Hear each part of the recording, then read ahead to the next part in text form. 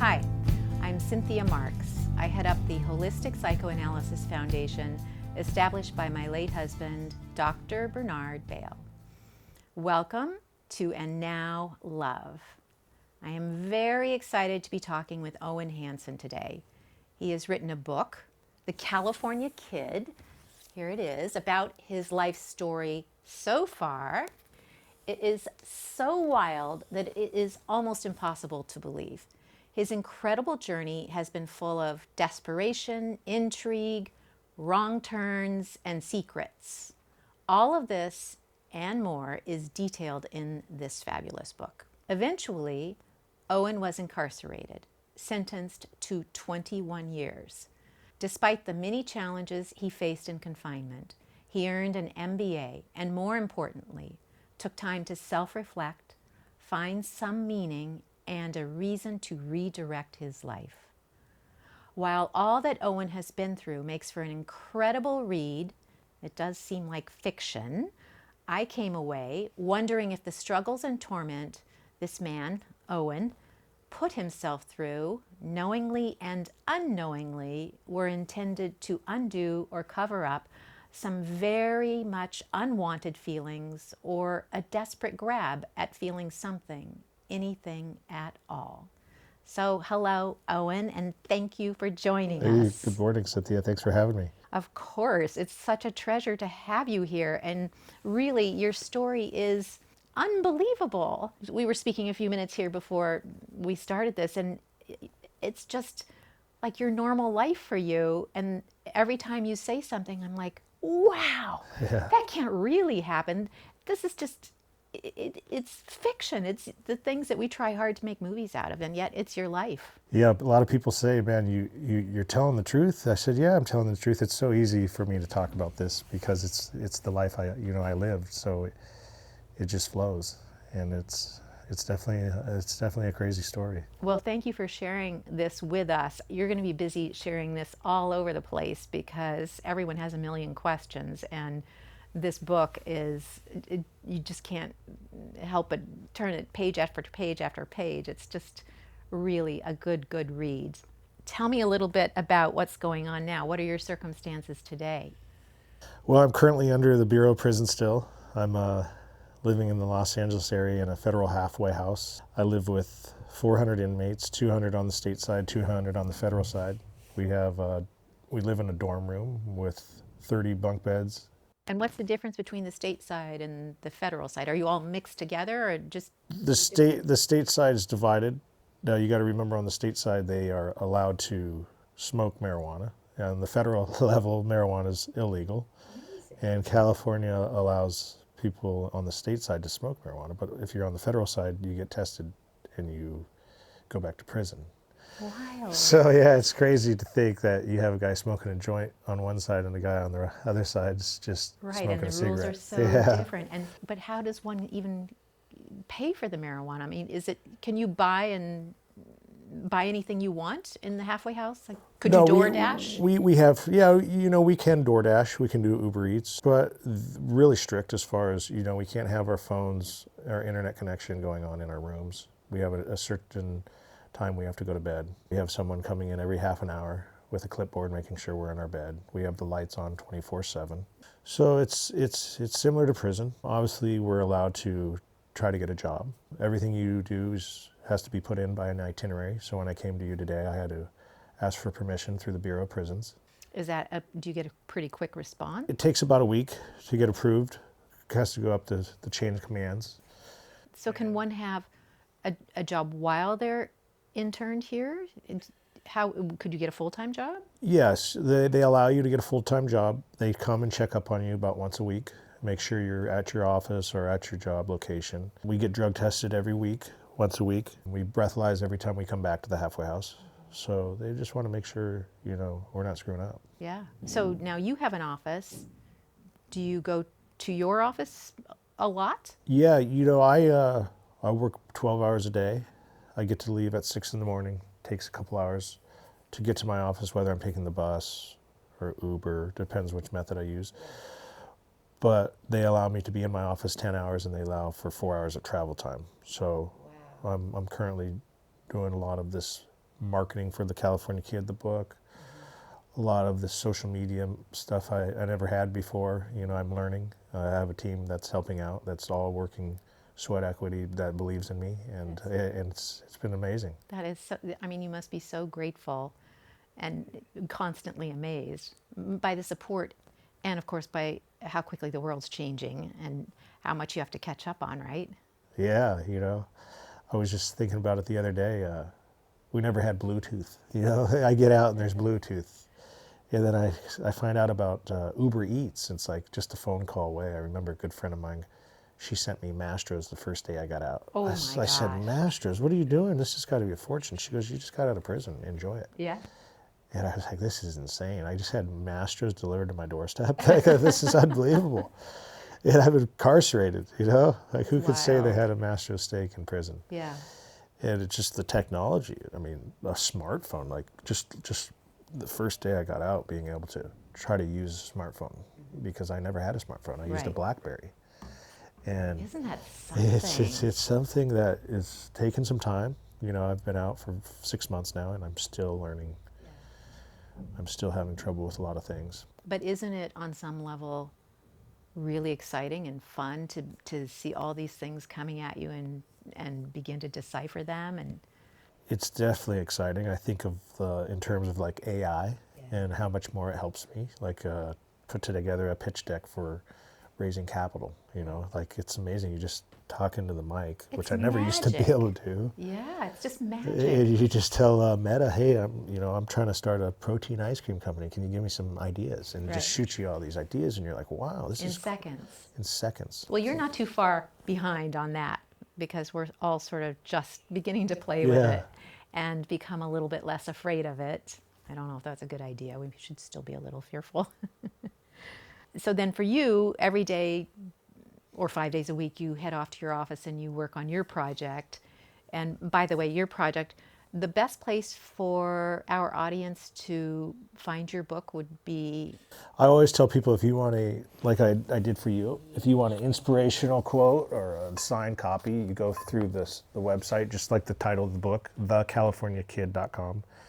And everybody that orders through there, I go ahead and give a nice inspirational message with a signature from me. That's so cool. If they're an Amazon person, I'm not knocking them. They can buy it on Amazon. They can buy it on Barnes & Noble, Target, any of the outfits that sell books. That's fantastic, and I suggest you do. It's really great. So you were in a position where you were totally stuck. You are now in prison. You have this life that's completely different than what it was, and we'll talk about that too. You came to decide to write this book. Did you decide to write the book, or did you decide, I just got to figure out something to do with my brain? I've got to write my thoughts down. I need a diary. How did you get here? That's a good question, Cynthia. My mother and I just were discussing this over Thanksgiving for the first time in 12 years. It was pretty amazing. We were saying, like, what was the point of this? She was asking me. I said, Mom, I'll tell you what the point was. I was incarcerated. I was in this 6x8 cell, and it was during a time we were put on a prison lockdown due to a murder that happened inside the prison. And they put us in our 6x8 cell, and they kept us in there for 9 months. 9 months. Couldn't leave the cell but twice a week to take a shower. Oh my And for 10 minutes. So I'm in there, I'm going crazy. I already have ADD, and I'm in there doing push-ups, jumping jacks, anything and everything I can get my mind off this time. It's really hard. And finally, I was going so crazy. I said, "Man, how am I going to survive? Like I'm going to go mentally ill. Or I'm going to be mentally insane." And people must. Yeah. Oh, absolutely. And I finally said, "You know what? How did I end up here? Why don't I start writing about that?" And I took my rubber pencil, because they give you rubber pencils because they don't want you stabbing people. So I took my rubber pencil and I took a pad of paper, and every day I was in there, I just started writing down where it started. From growing up at 8 years old, losing my parents, splitting up, and my mom going one way and my dad keeping me, and how hard it was. That family got broken at such an early age, and then all the way to going to college and trying to fit in, trying to have another type of family, trying to fit in with the rich kids that are all driving BMWs and Cadillac Escalades when I'm driving a 1990 Toyota Camry that was given to me from my grandfather. Which until then you were probably very happy to have. I was extremely happy to have. Then you get to USC, and university of spoiled children, they say. Yes. And, you know, I'm coming from a blue-collar family where my dad's a construction worker and my mother's a librarian. I'm like, wow, like, how am I going to ever afford to even hang out with these kids, let alone be like them? And at a young age, you want to be like your peers or your people around you. Sure. Did you also have the thought, like, maybe I don't want to be here? Yeah, there was obviously that thought that said, wow, I should have gone to the University of Hawaii. That was going to give me a full scholarship. You know, it probably wouldn't have been like this. But then I thought to myself, well, let's deal with what has been put in front of us and let's make the best of it. I remember going to school full time and playing, you know, at the time volleyball, and eventually going, there's no way I'm going to be able to afford this lifestyle. I'm not going to be able to go eat lunch or dinner with my teammates or my fraternity brothers. And if you didn't, you would just be a loner. I'd be a loner. And who wants to be a loner? Yeah. So I said to myself, I got to find something that is going to be able to make me some money while I'm playing sports and going to school. I didn't have room to go get a 9-to-5. I couldn't work at a bar or a restaurant because I was, you know, an athlete going to school full time. So I said, you know, let's figure something out fast. And at first, it started with volleyball. The coach ended up redshirting me. And in volleyball, when you get redshirted, it's like it's getting pretty much put on the bench saying you're not going to play this year because you need to work on your vertical jump, your arm strength. And I'm like, oh man, okay, so what am I going to do now? I just lost what I came to USC for. Like it was like my baby. It's What like a this, giant yeah. drag. Played my whole life for this time to go to USC for this reason. So when I was in that office of the coach, volleyball coach, telling me, hey Owen, we're going to have to redshirt you, which is pretty much saying, hey Owen, we're pretty much cutting you from the team. It was like that same feeling I had when my mom left my father. So I'm just like, man, Heartbreaking. I lost my family, my volleyball family. So he told me, you know, you need to work on your arm strength and your vertical jump, and I was determined now. I said, okay, I'm going to show you, coach. So what did I do? I went to Gold's Gym in Redondo Beach, where I'm from. I remember asking some of the bodybuilders there, like, hey, man, I just got cut from the volleyball team. What could I do to work on my strength for my arm, my vertical jump? They're like, performance-enhancing drugs. I knew nothing about them. I said, well, where would I find those? And they're like, well, if you want to save money, you could go down to Tijuana, to the Pharmacia. Wow. Yeah, I said, the Pharmacia? I said, It's just so surprising to me that that was their suggestion. They knew I was on a budget. I mean, I could have paid 100 times the amount. Yeah. You know, they could have sold me a bottle of testosterone for, at the time, $500, or I could have got it. But even that, it surprises me that they would suggest that rather than, you know, making you work for it. Yeah. Well, it was that quick fix, Yeah. you know. So that Sure, we could have worked longer and stronger, but I'm on a time schedule Right. here. I see. I got 9 you had to months. get back there. So I told him, hey, we got to do this fast. So what did I do? The next day I called my buddy and we drove down to Tijuana. And I drove to this Toyota Camry, and I stopped at the border and I parked my car at the Jack in the Box and I walked across the bridge.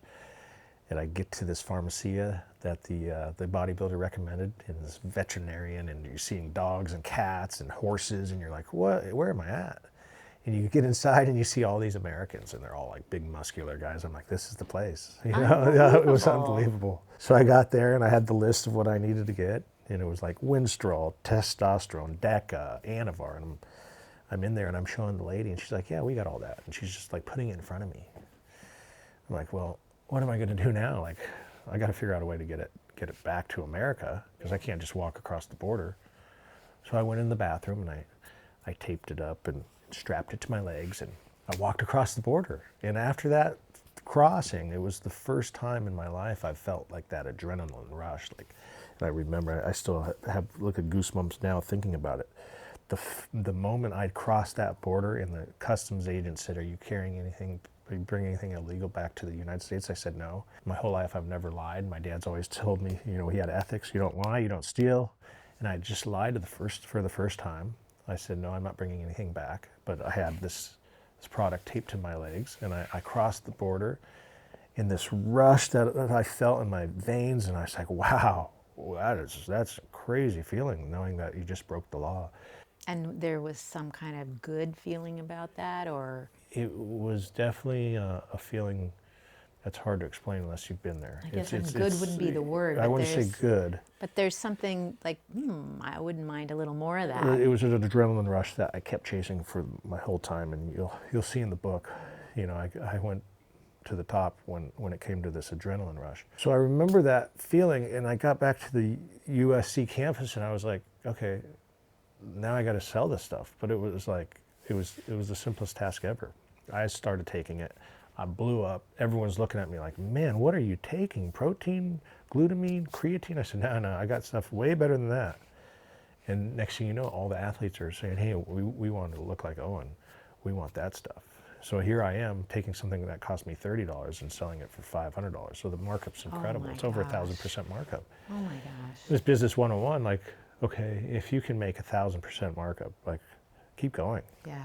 And is that still happening today, that practice, or are there greater limitations? I think now it's more, people like myself aren't going to smuggle steroids across the border anymore. Now it's so easily, you could go on the internet and buy the steroids on the black market, or go through a doctor that's going to prescribe it to you over the, it's pretty much like an over the counter now. It's so easy to get access to.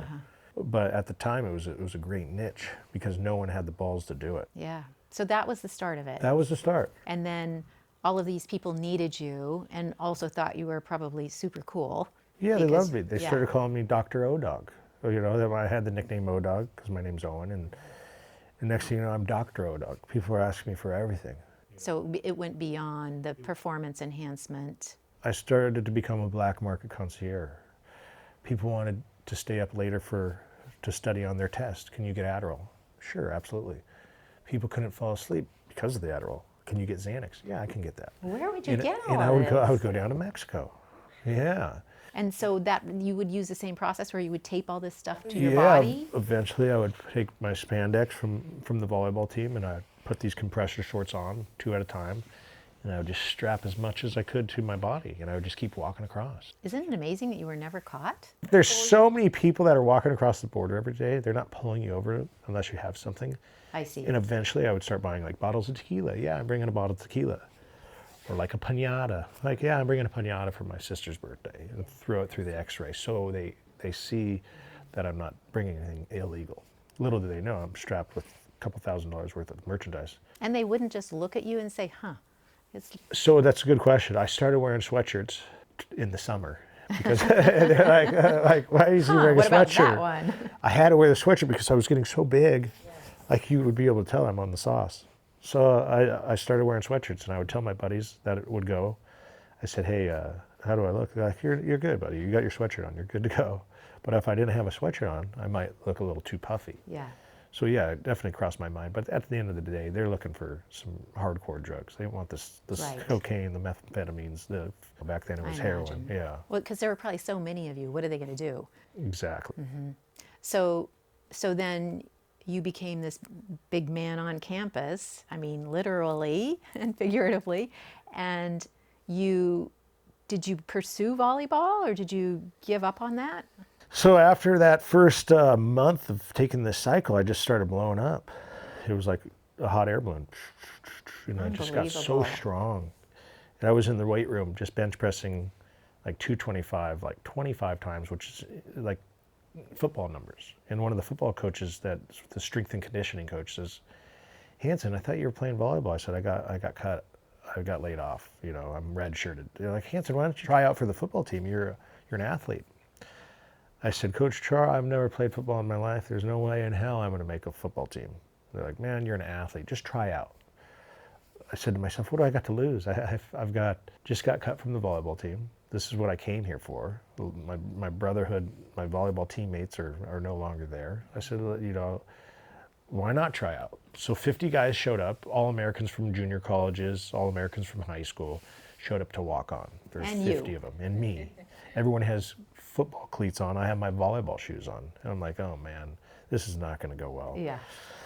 And I remember they make us run a 40-yard dash, do a vertical jump, bench press, catch a few footballs, and all the stuff I already knew how to do from sports my whole life. So they had a vertical jump. I had a 36-inch vertical jump. Everyone else is like 24. Wow. Yeah, I had a a 40 that was 4.6, which is 4.6 seconds in a 40, and that's like NFL numbers. Amazing. And then I had a bench press 225 25 times, which is like combine numbers. These are numbers that professional football players are doing when they test to go to the NFL. So you were just this wonder kid. And no one knew, but I was on steroids. So all these coaches, Pete Carroll, Norm Chow, Ken Norton Jr., they're all there with their stopwatch watching me. They're like, who is this kid? Fast forward a week and they say they have a list out for who made the team. I was like, man, I'm not going to even bother.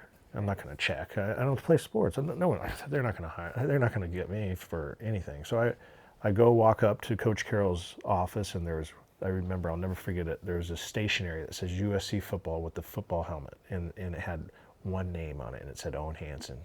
I was like, oh my gosh. I said, what has it just happened? That gives me goosebumps. Yeah, so I made the USC football team, probably the best team of all time. We won 2 national championships, played under Pete Carroll. I had the time of my life, and I had this family, 110 brothers. And we were all brothers. We were all family. We would die for each other. And this was something you'd never really I had never before. had. I just lost my mother. I lost my volleyball team.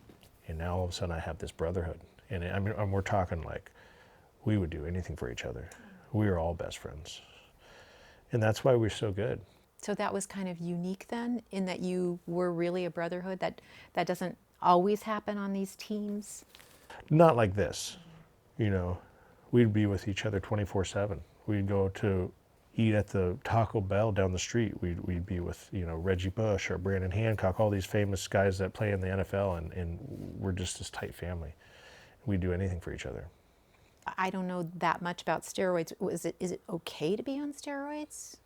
It's okay to be on steroids as long as you don't test positive during football season. So the way I had it structured is I would get these guys nice and big during the off season. By the time season came, I'd get them off of it so they wouldn't test positive. So at the end of the day, they're not doing anything illegal, because when they get tested, they're not showing anything in their system. And everybody's tested regularly Yeah, during the season? During the football season, we're all tested regularly. So. And were you the supplier in the off season? I was the guy. So people came to me, and I made sure I put them on a regimen that they would have enough testosterone in their system. And by the time football season started, they were off of it. And they kept their size for the 3 months we played. And this team that you were on, you remained on it throughout your college career? Correct. So I played 2 years, and I graduated the next year after we won the national championship Orange Bowl. I graduated in public policy and real estate development. From there, I went to the real world, worked as a real estate developer. And how did that transition work for you? Because must have been when you were on campus, everybody knew who you were, everybody needed you for something. When you showed up someplace, they'd be like, oh, there's Owen Hanson, right? Was it kind of like that? Yeah, I remember going to restaurants, and I'd have a bottle of Dom Perignon sent over, and I didn't order this. They're like, no, Johnny, your fraternity brother over there sent that, and he's like giving me the thumbs up, and it said like, to Dr. Odoc, enjoy. And I'd be with a girl, and she's like, who are you? Yeah. You're like the man. I said, no, I'm not the man. I'm Dr. Odoc. So did some of that go away after graduation? Yeah, it all went away. I said to myself, okay, now that I used the method I used to get where I needed to be, now I can go work a 9 to 5 like you're supposed to. And I'm working for alumni. I've got a good salary. It's first year out. I'm making almost 6 figures. So I'm thinking, okay, this is great. This is 2005. Yeah. They're paying me $60,000 a year plus commission. I'm like, okay, I can make $100,000 a year. That's great. Like, I'm thinking I'm the man. The whole time when I was doing it, I missed that being the man with my buddies. Like, I missed entertaining. I missed giving something to somebody and making them happy, making them feel good. And had you been doing that so long that adrenaline rush kind of went away? Because now what you were doing in the beginning was sort of more commonplace. You could see how easy it was to get away with so much of this stuff, that the adrenaline rush wasn't part of it anymore, or was it still? Yeah, the adrenaline wasn't there anymore. I had lived in this fraternity house that was a bubble. Yeah.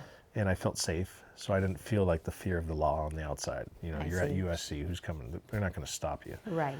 So the thing that you no longer had was the popularity, this sort of extravagant life. Correct. So the only popularity I had is, I remember my boss out of college would always say, hey, we got a conference today with one of these bigwig investors. Can you make sure you wear your national championship ring?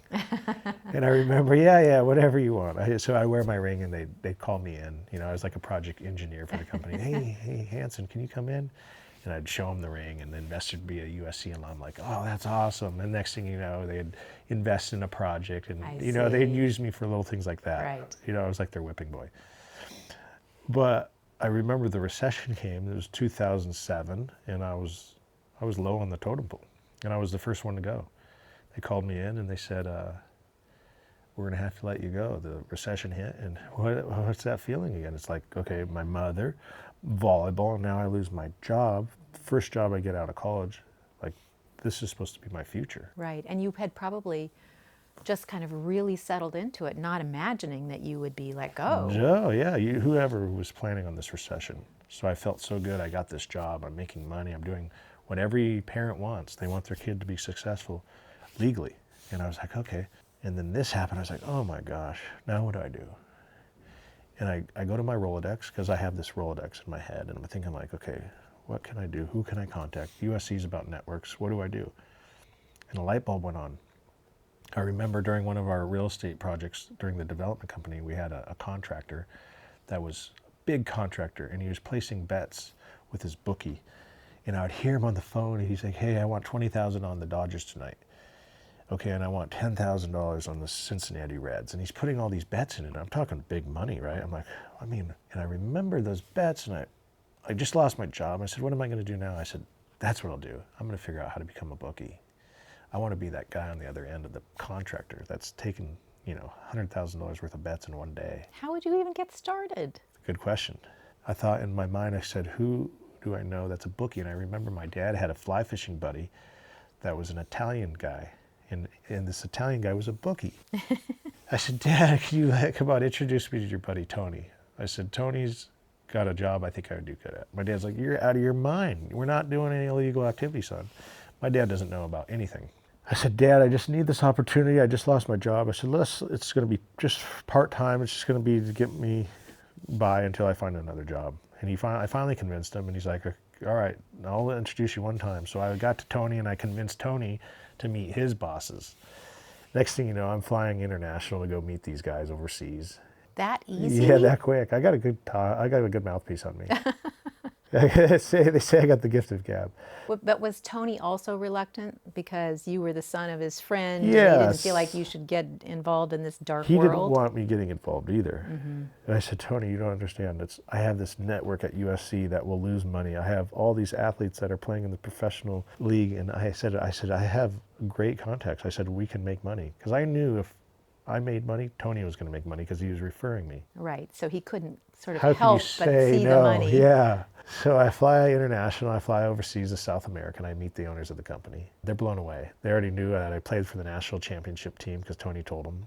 And these guys are sports guys, so they love me. They're like, oh man, you won 2 national championships. Can you bring some teammates next time you come? I said, yeah. Wow. So I start flying my teammates from USC over there, and they're like, man, this guy's the man. So you would fly there and they would just entertain you? Wine and dine me, you know. Put just us because up. You were this sports star? Correct. So I started feeling that feeling again, like I'm becoming the man. Yeah. And I remember the first year I went back to that contractor that I saw placing those bets, and I said, hey, I'll make you an offer you can't refuse. I said, why don't you switch with my outfit? I said, I'm going to offer you 20% off your losses. Anything you lose, I'll give you 20% back. And like, how can you say no to that, right? I told the guys from Peru, I said, hey, this guy's going to lose some money. Just give him the 20% back. We're all going to win. And in the first 6 months, he lost $1 million cash. Yeah. Oh my gosh. So I was the man again. And all of a sudden, I just brought a client that lost $1 million. And these guys are giving me a small percentage, 20%. Tony's making 10%. So everyone's happy. Yeah. And I learned the business. You know, I'm so ambitious. I'm like, I'm tired of giving these guys all my money. Why are they getting 80% and I'm giving 20% when they're my customers? I need to be on the other side. Oh, that must have been hard to undo. It wasn't as hard as I thought. You know, I just started using every contact I had and to figure it out. So the clientele that you had with that first group would have to stay with them, right? Would you have to develop a whole new... Well, technically they're my clients, because at the end of the day, I'm the guy that's paying them every time they win, and I'm collecting from them every time they lose. I see. So that was okay with me. The question was, would I have enough money to be able to back these customers? So the bigger clients like this whale I had that lost $1 million the first 6 months, I kept him with this outfit. And I went and started my own company called Dog, and in Costa Rica. And I learned the system. I set up a call center, and I had servers offshore, and I learned how to do everything from the United States and have that gray area where it makes it internationally. If you're betting through a server that's offshore, it makes it legal. The exchange of the money in the US is the illegal part. So my idea was, okay, if I have my servers offshore and my telephone system offshore, I'm technically in that gray area. I Like, see. how are you going to bust me when everything's offshore? I'm not taking the bets in the US. Were you alone in that? I was alone. Huh. And I started with, about $50,000 from the commissions I had made, and I started taking little customers, like a customer only losing like $100 a week. I see. But I started building them. Like, I want 100 of those customers, because $100 a week times 100, that's $10,000. So I want those customers, because those are the customers that are not going to have trouble paying you. And where were those customers? How did you find them? They're still in USC. They're still going to school. I see. And so how did they find out about you? Just the same way they found out about me with the cocaine and the steroids, word of mouth. So what I did is I went to all these fraternity houses at USC, and I made them my sub bookies, and I'd give them 20%, just like that outfit I was working for did. So I gave all these people at the fraternity house, different fraternity houses, 20% commission of whatever they brought me. So if they brought me 100 of their fraternity brothers that lost, say, $10,000, they'd keep 2,000 and give me 8,000. And I set up a network. It seems so simple. It does seem simple. It was simple at the beginning. It was so easy back then. And then I got so big, I started taking bets that were, $250,000 on a Super Bowl game. And those were obviously not from students at USC. Not from students, A-list celebrities, professional athletes. And how did they find out about you? Word of mouth. When I'm playing football with these guys, and I get one of my ex-football teammates that's in the NFL now, and he's betting with me, he tells his teammate, you should bet with Dog. This guy's awesome. He pays you Monday. He gives you 10% off your losses, plus 10% free play. He wines and dines you if you go to Vegas. He treats you out in LA. Because to me, I was like a host, a concierge host. And it sounds like you were, as you're describing it, you were running a tighter ship than a lot of the other people that might be doing the same thing? Yes, no one valued their customer like I did. So if you came out to LA, I'd take you to Medeo's for dinner, and then I'd take you to the club. And if you wanted a little extra party favor, I'd make sure I supply it. Because I wanted people to feel like they're going to Vegas without going to Vegas. I wanted to be their host. And that was kind of like my concept. Most bookies out there, they don't care about their client. I did, and people like that because it's something that no one else offers. Wow, you could have a whole new career in event planning and concierge services, but it would be so hard to keep that on the straight and narrow. It would be hard because everyone's going to always ask for those illegal activities. They're going to go for the thing that they just can't get themselves. They can't get, and that's the problem with me. I can't say no. I'm someone that's so ambitious. If you tell me you want caviar from Russia, I'm going to make sure you get caviar from Russia. That's how I am. Why do you think that's how you are? It's just I was born that way. I was just made to make people happy. We'd have an event in Miami, a music festival, and my friends from the NFL would be visiting, season, it was off season, and they'd want a pretty girl from LA to come, and I would make sure I find 5 pretty girls from LA, and I'd introduce them, and they'd become friends, and next thing you know, we're all partying together, and everyone's like, man, you like put people together, you make things happen. And it's just part of my nature. And it happened in prison too. I was the man in prison. I became this Kingpin creamery. I started making protein ice cream, and everyone wanted to buy my ice cream. Everyone wanted to buy my ceviche. Everyone wanted to buy my chocolate. Ceviche? Yeah, I had a ceviche business too. How could that happen in prison? You get very creative.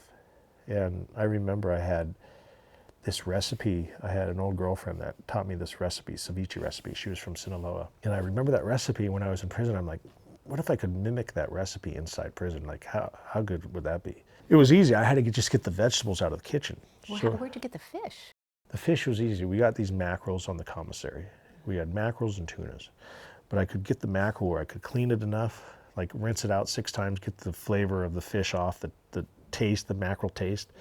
I'd soak it in lemon for like 24 hours. So I put a little garlic and lemon in a bag, and I'd soak it for 24 hours on ice. And the next morning, I would have all my vegetables cut up in peanut butter jars. I'd add this fish, I'd shake them up, and I put them on ice for another day. And next thing you know, I started this company called Hueto Ceviche. And Hueto is like someone light-skinned in Mexico. Oh. So people from like Sinaloa, Culiacan, Sinaloa, Jalisco, Guadalajara, all these people from Mexico are like, dude, this ceviche is just as good as my family ceviche. Longing for that little bit of home. Just that little bit of home, and I was able to sell a jar for $15. Wow. And people would line up. So, but how did you, in the confines, how were you allowed to start this industry? You're technically not, but I'm such an entrepreneur. I'm like you're not going to stop me from having fun. Like I might be inside prison physically, but mentally I'm not. I'm out there in the world making money, because that's how I looked at it. Like I'm gonna make the best out of this. Yeah, make the most of the time. But Yeah. I believe that all through your time in confinement, you never went back to your old ways. I mean, nothing was illegal. Yeah, nothing was illegal. Technically, by Bureau of Prison standards, you're not allowed to have a business in there, you know. But let's face it. Is this going to get me put back in prison another 20 years? No, I wasn't selling drugs. Yes, there are drugs in prison. Yes, there's alcohol. I wasn't making alcohol. Yes, there's gambling. I wasn't gambling. I was making stuff that people wanted. I was making chocolate. I had a chocolate business. I had a ceviche business, and I had an ice protein business. I have so many questions about that. Are you going to write another book where you're going to tell us about some of these things? I figure this is my goal. This book gets up to my arrest. And from my arrest on, so many more interesting things happen. So I said, I got to do a book that's going to be called My Life from Behind the Fence by the California Kid.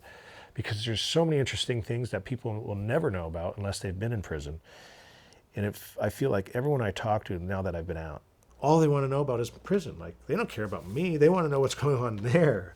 It is fascinating because it's right with us, but yet it could be Pluto. You know, it's correct. It's alienated, like you said. It's something that people are probably never going to experience. That's a good thing. And I don't ever want anybody to experience what I went through. But at the same time, I think it is kind of entertaining. I had the worst time ever, I'm not going to lie. But my mind was able to do things that would take me out of prison. You know, I was able to have a burrito that was grilled with an iron from someone that uses an iron on their clothes to go out to their visit. I was able to get an iron to grill my burrito and feel like I was having that grilled stuffed burrito from Taco Bell. Amazing. So my mind was like, okay, I'm at Taco Bell right now. But you were really unique in that, weren't you? I would say I was the 1%. A lot of people are still using drugs. A lot of people are still drinking. And I said, you know, you go to prison to do what? You go to prison to rehabilitate. So I told myself, I was sent here for a reason. The judge obviously has a good reason to put me here. And I'm the first to tell you, I know I did something wrong, and I'm the first to admit I fucked up. And at the end of the day, and I take action, I take responsibility for what I did. And now it's time to get sober. It's time to clean up my life. So what do you do when you rehabilitate? You start working out. You start eating clean. You're not drinking. You're meditating. You're going to church. For me, I said, why don't I go get my master's degree? That'll help me.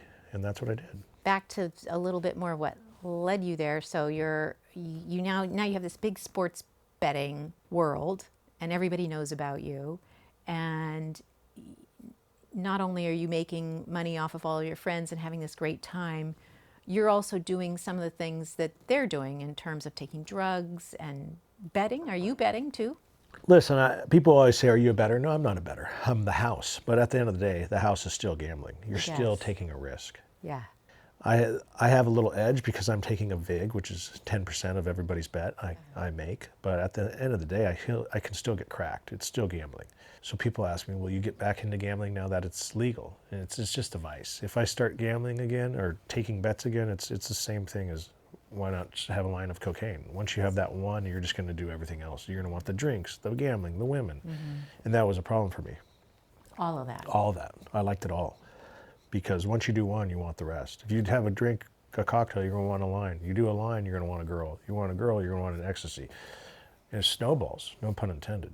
Did the drug and alcohol part begin to affect your ability to do your job in terms of the gambling well? I wouldn't say that. Maybe my judgment. Listen, I was a beast when it came to work. It didn't matter if I was up all night at 6 a.m. If I had a tea time with an investor in something, I was going to be there at 5:30, make sure I was on top of my game to gamble with them on the golf course.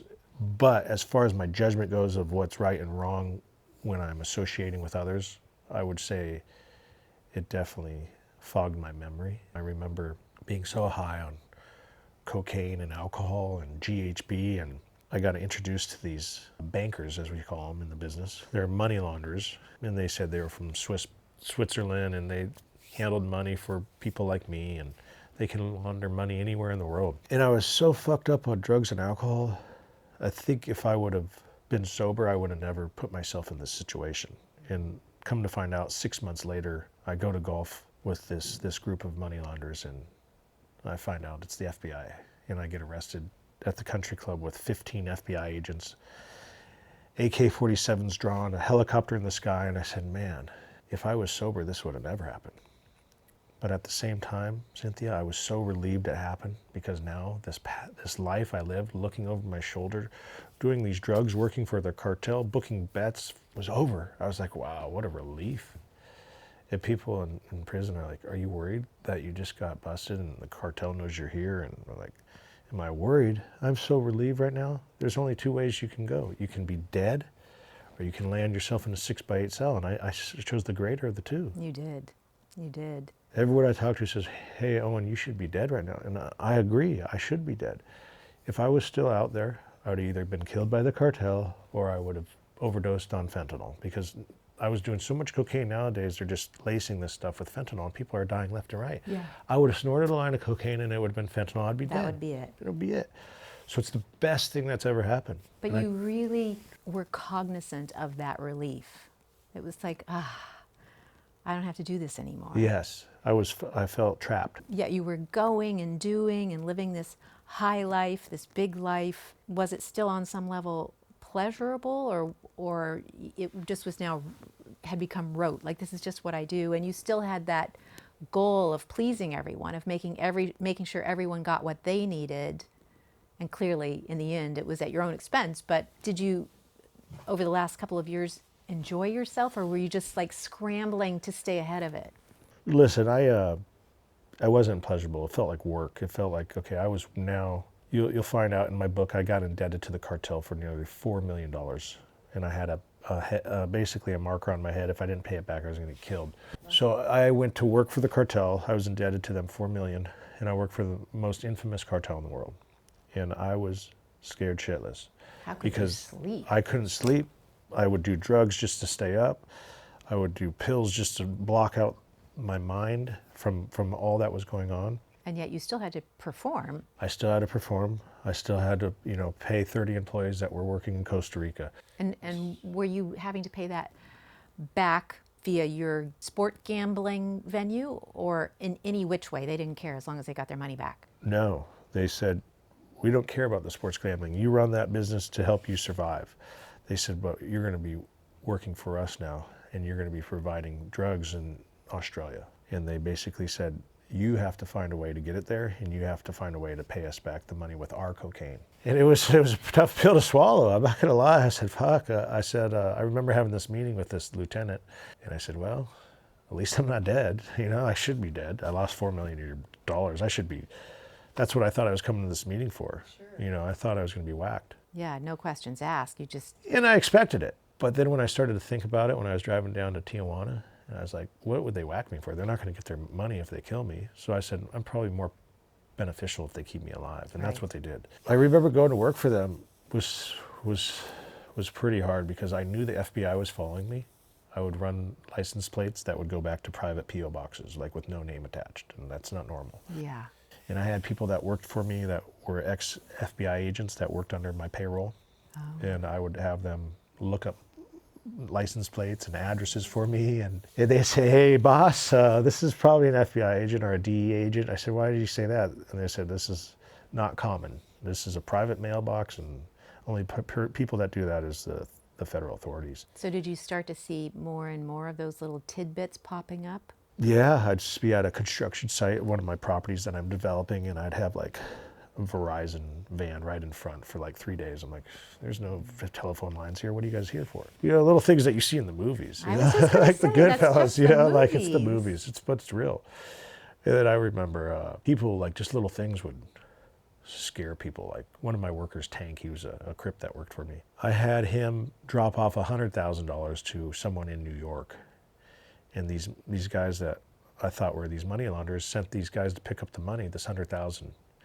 And my boy Tank is like, dude, this guy showed up to the Starbucks in New York wearing a Tommy Bahama shirt and shorts. I said, he's like, there's no way this guy's in the business. This is a cop. He goes, I smell it. Tank's been in illegal activity his whole life, so he could spot it. And sure enough, that was the FBI. You know, like little things like this, you know, leading up to my arrest. And for many days, I would go to my house in Sunset Plaza, and I would see people that I had never seen just waiting around, and I'd be like, man, these guys are after me. So I knew I had to pay back the cartel, otherwise I was going to be dead and my family was going to be dead. So you were kind of scrambling, making the most of every moment, knowing that eventually this was all going to go away. I knew it was coming. And my only concern was paying them back. I didn't care about anything else. Mm-hmm. I knew as soon as I paid them back, my stress would drop. And I remember about 2 weeks before my arrest, El Jefe got paid back. He's like, so what do you want to do now, Wedo? You want to keep working? Oh my God. So you paid back the $4 million? I paid back the $4 million. Wow. I would have thought they would have said thank you and then they would have killed you anyway. No, they wanted me to keep working. And they know how I am. I'm ambitious. And guess what I did? You did a good job getting that back to them. That's right. I paid them back. And people say, so what did you do? Did you stop? When you're making $1 million a day, how do you stop? So what did I do? I just kept working. But I had 2 weeks left. But you didn't know that. I didn't know I had 2 weeks. But I knew I wanted to be done. I knew it. I said, you know what? I just want this thing to end. So you were just going to ride it until you were caught. I was riding it. People saw me like 2 days before my arrest, and there's video of me out at the club, and you just see it in my face, and you're like, man, you knew. I knew. I knew that day that I met and did that transaction with this so-called money launderer. I knew that he was the feds. I just could tell. It was just too easy. It was too smooth. And but my you boss didn't stop it. You didn't. I couldn't back stop away. it. I see. I couldn't stop it. It was too late. The introduction was already there. The transaction was there. And El Jefe told me, he goes, there's no way people are going to just reach out and help you launder money. It doesn't happen that way. Mm-hmm. But I was given this contact through my Australian contacts, and I kept believing them like it was good. It was legit. And I just kept going with it, telling myself, yeah, they gave him to me. This is legit. This is legit. And at the end of the day, it was the FBI. And so the FBI found out about the reality of this because of the Australians then. The Australians... Yes. The same day I was arrested in New South organized crime. This is how I knew I was fucked. I said, I was praying in the car. I was like, I hope this is just for the gambling, because I knew the gambling would be a slap on the wrist. So I'm in handcuffs and I'm just praying, come on, Lord, tell me this is just for the gambling. Please tell me this is just for the gambling. And as soon as this guy spoke and he had this Australian accent, I said, I knew my life was over. Oh. He said, hey, Owen, you remember me, mate? Oh, and I heard that voice. I said, oh, I'm fucked. So this is it. I'm going away forever. And that day, I'll never forget. The government tried to talk to me and say, let's work something out. And FBI tried to talk to me. And I had both of these people in front of me, and they're telling me you're going away forever. And I was like, man, what do I do? But I knew if I ever got arrested, you're supposed to do one thing. Talk to my attorney. And they were so pissed. This guy flew over from Australia to arrest me, thinking I'm going to give him everything. Right. And that's why I'm still alive. You know, I could have easily said, okay, let me tell you, this is the mob I work with. This is the cartel I work with. What else do you guys want? But my lawyer says, by you saying, talk to my attorney, that saved you. Because I would have gave up all these guys and got nothing out of it. Right. Because when they say we can work something out, that's what they mean. Give us everything. Yeah. But you're dead. You go to prison, you're still with Italian gangsters, you're still with Pisces that work under the cartel, you're dead. So I told them, I'm sorry guys, this is where I'm supposed to tell you. Talk to my attorney, and they're pissed. But that's what you're supposed to do. Anyone that ever gets in trouble, that's the best advice I can give. Thank goodness you knew that. Yeah, a lot of people don't know. Yeah. So from there, your sentence was originally supposed to be much larger than what it ended up to be. Yeah, so I was given 21 years. I was supposed to get extradited to Australia. You know, I don't talk about it in this book, and I probably will talk about it in the second book, but it's definitely a crazy way it happened. I'm just going to leave that part out for now, but it's definitely intriguing. It's very intriguing. People are going to understand how it happened soon. I'm not going to say how. It was like winning the lottery in life. And I can assure you I didn't cooperate with anybody in the cartel. I didn't tell any mafia from Italy, as a lot of people think. Sure. Like that's the only way you get time off. Yeah. It's different. And I'll just leave that little carrot out there. Thank you for making us all curious Yeah. about that. But we can talk some more about your experience in prison and what rehabilitation has meant to you, or how life is different for you now. What do you want people to come away with? You're sharing this story of your life, and certainly it's helped you to put it all in perspective for your own self, which is, now that you've done this, is clearly beneficial to the rest of us. But what are you hoping to achieve with this book? You know, I'm not trying to stop the war on drugs. I'm not trying to stop people from drinking alcohol. That's your choice in life. Many people have struggles with addiction. I know I'm not going to stop that, but obviously when you think clearer and you're sober, you do smarter things. And as soon as I went down that rabbit hole, and when I mean rabbit hole, as soon as I went to do something illegal, like go across the border to bring steroids across, once you do that, you've crossed that line. Once you cross that line, it's hard to get back over to the legal side, because you get that rush, you get that money, you get all that fame, the people around you you think are your friends, and you feel special, you feel like powerful. And when you get to prison, you realize like people that you're hanging around, that you're treating to these nice things, none of them stick around. You lose all of those people. They're really not your friends. They're there for one reason. They want to be part of the party. They want that free 8-ball. They want that free cocktail, that free jet ride to Vegas. They're, at the end of the day, they're using you for something that you're providing them. And as soon as I went down that rabbit hole, it was so hard for me, because I wanted to fit in with these USC kids that had money. I wanted to fit in with these professional athletes that are making $20 million a year. And you're willing to do anything at that age, you know, whether it's at USC or in the professional world, you're willing to do anything to try to fit in. And my advice is don't fit in, just be yourself. And now the littlest things in life are so wonderful to me, you know. People would say, well, you had the best life. You're on yachts and private jets and had mansions in Hollywood Hills, and you're like this international playboy. And I was like, no, man, fuck all that. I go down to Hermosa Beach now, and I walk in the sand, and just to touch that sand with my feet, just to know I'm free. I'm almost there. You know, I got another 7 months. It's just like, those are the things that you're like, wow, you learn to cherish, you learn to appreciate. And do you think you'll still hold on to that? I sure hope so. Yeah, I think after what I've been through, I think there's no reason not to. Don't get me wrong, I will always like the nicer things in life. I'm gonna always want to eat a nice dinner or have some caviar. I will love that, but it's gonna be so much more meaningful now. Like when I had that Mastro's that this girl sent me, like I'm tasting the steak for the first time in a decade. I'm like, wow, you appreciate things so much more now. I'm so much more frugal. Yeah. Before, it didn't matter. I'd spend $100,000 in a weekend with my friends just because I wanted to entertain. I had so much fun doing it. Now it's like, okay, I got this payment app. I'm going to use this. Okay, I only have $30 left on my Venmo. Like, it's like the littlest things in life you learn to appreciate. A completely different world now. And I'm so much more frugal. I feel so cheap. But it's like, that's the hardest part for me. It's like I've had this life, and now you're telling me you took all that away. The government seized everything. So they kicked me out, and they give me an EBT card and a bunk bed. And for the next 2 years, I'm living in this halfway house. And I'm like, wow, this is difficult, but it's very humbling. Yeah. And it's a good lesson learned.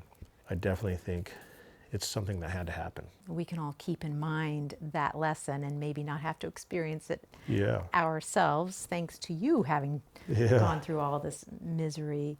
Do you think a lot of people who get caught up the way that you did, that you sort of seek this new family or this attention or, almost this form of love in a way, grew up having something similar happen where somewhere along the line they were rejected by their loved ones? I think you said your mom and dad split and you went with your dad and you weren't then seeing your mom anymore? Yeah, definitely. I think it happens more times than not nowadays. I mean, think of all these families that are divorced. So I think kids could relate, adults could relate. I remember when my mom left, I was 8 years old, and as a son, you feel like, what did I do wrong? Did I not make my bed? Did I not eat my dinner, my vegetables, like I showered today, like do I smell bad? You're like wondering as a kid, like all you want is that love. Everyone needs their mother. So it's like this whole time I'm chasing this love, this family that I don't have. And later on when I would date, I'd be with a woman and she left and it would feel like my mom was leaving. And for the whole time I've ever dated a woman, like I get this feeling the same way when my mom left me at a young age. I have that problem in relationships. It's really hard for me to say goodbye. So I think, people got to realize it could start at such a small age. And parents don't even realize it, how difficult it is for kids not to be with both parents. We as parents always have a lot of work to do, and your mother had no idea that you were here blaming yourself. I'm a bad person, I did something wrong, and so my mom's rejected me. I mean, that is a giant burden to have to carry, and wouldn't one always be trying to figure out a way to relieve that? Yes. To get rid of that burden. And until we know how to really do that, how to sort of deal with our trauma rather than push it over here and try to set it against the wall, but it keeps building and building, we just continue like, your life has pointed out. You just keep searching and keep doing and walking these paths, looking for this satisfaction, for this love that never quite gets there, and that sort of grows and grows and becomes this thing that's not manageable anymore. Yeah, absolutely. And I think I would recommend speaking out, and if I would have said something at a younger age, like, Mom, please, like, can I be around? Like, speak up, because I didn't speak up. Because at that age, you don't know what's going on. And it's not my mother's fault. At the end of the day, that my mother and my father got in a relationship and they divorced, and she didn't want to stay with my father. I can't be mad about that. I'm not blaming her, but it just hurt as a child to lose your mother, because at that age, you need your mother. Whether she's 2 hours away or 2 minutes away, you want to be able to see her on a weekly basis. Absolutely. Seeing her 1 time, 2 times a year is not healthy. No, that's not healthy at all. That's tough. But I'm pleased that you said it's not your mother's fault, it's not your father's fault, and it truly isn't. No. I believe that for all of us. Our parents work with what they have, Yeah. and they've got circumstances, and we're all doing the best we can. But here, our goal is to teach us all how to do better with what we've been given. We've been given, yes. And I think we have a long way to go, and I think we can all get there if we really become quite a bit more introspective and watchful of our own existences. Exactly. Yeah. We can all better ourselves by working on our own self. Yeah, I think it all starts there. It Absolutely. definitely starts there. And you've done that. So what's next? There's maybe a second book. Second book, I started this company in prison, this ice protein, and I've had fun with that. When I got out, I was able to tell some friends of mine about this concept I had in prison, and I was making this protein ice cream for all my workout crew. But how do you do that in prison? I just can't even get that picture. I You guess just, again, that's the second book. Yeah, the second book will have that, but you get creative. Let's just put it that way. And you get so creative in there. You're like thinking of all these concepts, like, man, this would be cool on the street. And I have a list of things that I thought would be cool that are like already have been done. I'm like, Rats, that. missed Yeah. that one. So would you like set up shop in your cell? Yeah, I would take a mop bucket. I'd put a plastic garbage bag in there, and I'd put a bunch of ice in the mop bucket, and I would take this protein ice cream, I would take these empty peanut butter jars, and I'd fill them up with non-fat milk, and I'd have like 7 of them lined up. I'd fill them up with non-fat milk, and then I'd put some protein powder from the commissary, and then I'd get the coffee creamer, and I'd put that in there.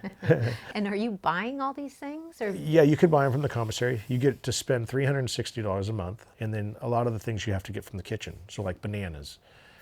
We'd have people smuggle those out, and we give them like a stamp for every banana, because stamps are currency.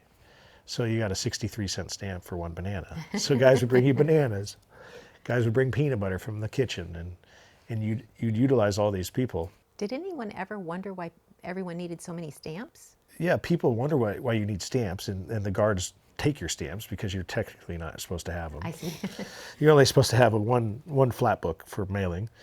So, but you're not going to stop 2,000 inmates in prison, they're going to continue to have stamps because that's the type of currency. If you want to buy a soda pop, or you want to buy a fried burrito, or you want to buy a protein ice cream, you need stamps. That's the currency. So I created this brand, and I started to slice up bananas and put peanut butter in each jar and make them somewhat healthy, and I'd shake them up, and I'd put them in this ice bucket, and I'd put salt, rock salt, and I'd shake it up for like 4 hours. I'd have a guy that would every hour would shake it for me, and by the time 4 hours goes by, you pull it out and it's like ice cream. You're like, wow, this is amazing. So the banana, It would lock up. It would be like a frozen banana.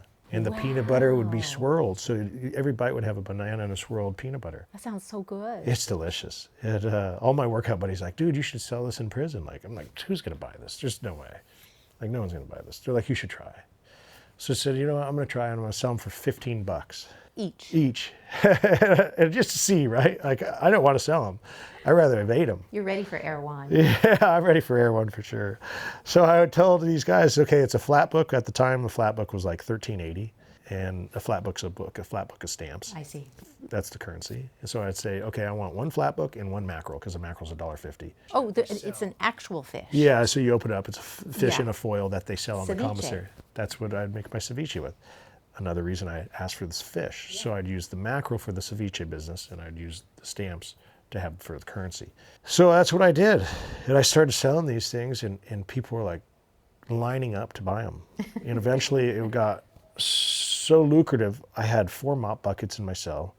I had like 3 people that worked for me, and I had agents in each, just like the sports betting world. I had agents in each prison block, because there's like 4 prison blocks. And they're each getting a percentage. And they're getting a percentage, 20%. And I would give them like 10 ice creams. And I said, hey, sell 10 for, that's $150. And then they'd keep 20%. So I had all these units, these prison units in this big compound that were selling my ice cream, just like they were running my sports bets back in the day in the fraternity houses.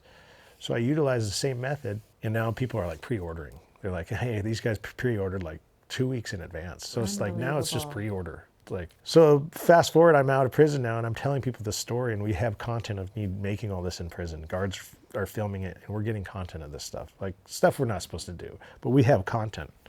And content now, you know, is the most valuable currency on social media. So now I have all this content of me making this stuff in prison.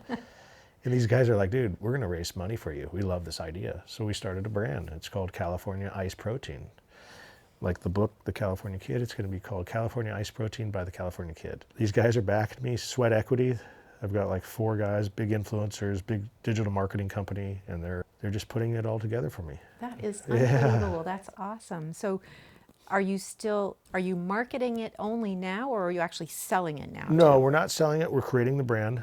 So we've done an R&D. I found a company that's making the ice cream for me, and we're putting it in a bar now, so you can eat it on a stick. So it's like a protein shake on a stick.